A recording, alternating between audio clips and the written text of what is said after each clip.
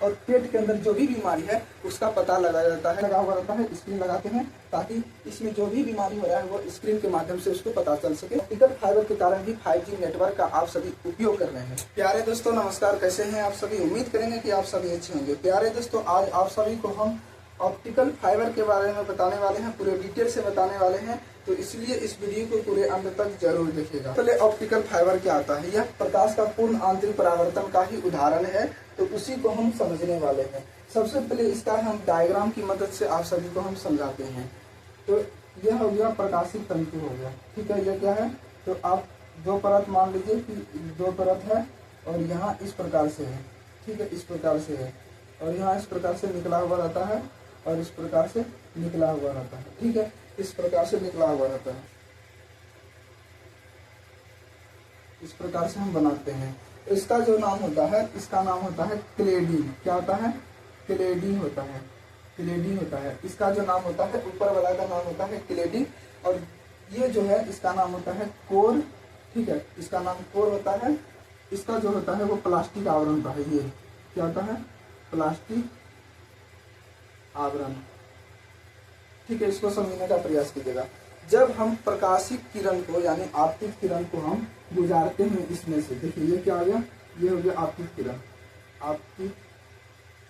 आपतित किरण, ठीक है। आपतित किरण को गुजारते हैं और गुजारने के बाद क्या होता है? इस प्रकार से, इस प्रकार से, इस प्रकार से, इस प्रकार से, इस प्रकार से, इस प्रकार से लौट जाता है, और इसी घटना को कहते हैं पूर्ण आंतरिक परावर्तन होता है। और यही जो है ऑप्टिकल फाइबर है। ये क्या है? ऑप्टिकल फाइबर है, ठीक है। यही ऑप्टिकल फाइबर है, ठीक है, यही ऑप्टिकल फाइबर है। तो ये आप सभी को नाम याद रखना है कि जो क्लेडिंग होता है, ऊपर वाला भाग क्लेडिंग होता है, ये आवरण से ढका हुआ रहता है जिसका नाम होता है प्लास्टिक आवरण, और यह जो होता है यह कोर होता है, ठीक है, कोर होता है। ये आप समझ गए होंगे। अब समझते हैं कि इसका जो उपयोग है कहाँ कहाँ होता है, जो कि मोस्ट इम्पोर्टेंट है आपके लाइफ के लिए, ठीक है, आपके जीवन के लिए मोस्ट इम्पोर्टेंट टॉपिक है यह प्रकाशित तंतु। आप घर में टीवी देखते होंगे, तो टीवी में भी इसका उपयोग होता है प्रकाशित तंतु का। ऑप्टिकल फाइबर के कारण ही 5G नेटवर्क का भी यूज हो रहा है।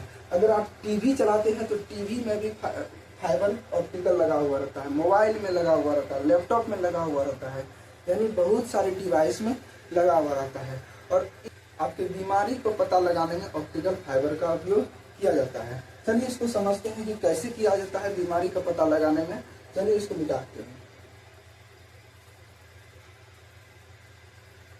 सबसे पहले ये मानव का शरीर होता है, ठीक है, ये मानव का शरीर होता है। आप इस प्रकार से बना लीजिए, ठीक है, इस प्रकार से हम बना लिए हैं। ये क्या होता है? मानव का शरीर होता है। होता है कि ऑप्टिकल फाइबर इस प्रकार से रहता है, तार के जैसा रहता है, इस प्रकार से रहता है, और इसमें जो है कैमरा लगा हुआ रहता है। क्या लगा हुआ रहता है? इस प्रकार से यहाँ कैमरा लगा हुआ रहता है, कैमरा लगा हुआ रहता है, ठीक है, इसी में कैमरा लगा हुआ रहता है। और इसके बगल में जो डॉक्टर है वो एक स्क्रीन लगा हुआ रहता है, स्क्रीन लगाते हैं ताकि इसमें जो भी बीमारी हो रहा है वो स्क्रीन के माध्यम से उसको पता चल सके। इसीलिए कैमरा लगाया जाता है ताकि इसको टीवी में पता चल सके, ठीक है। तो ये जो ऑप्टिकल फाइबर है यह मुंह के द्वारा, ठीक है, कुछ इंजेक्शन वगैरह लगाते हैं ताकि इसको कुछ ना हो।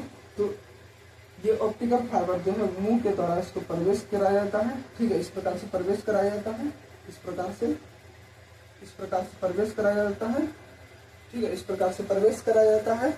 और पेट के अंदर जो भी बीमारी है उसका पता लगाया जाता है, किसके द्वारा? तो ऑप्टिकल फाइबर के द्वारा ही पता लगाया जाता है कि आपके पेट में कौन सा बीमारी है। तो आप समझ गए होंगे कि यह जो यंत्र होता है उसका नाम होता है एंडोस्कोपी।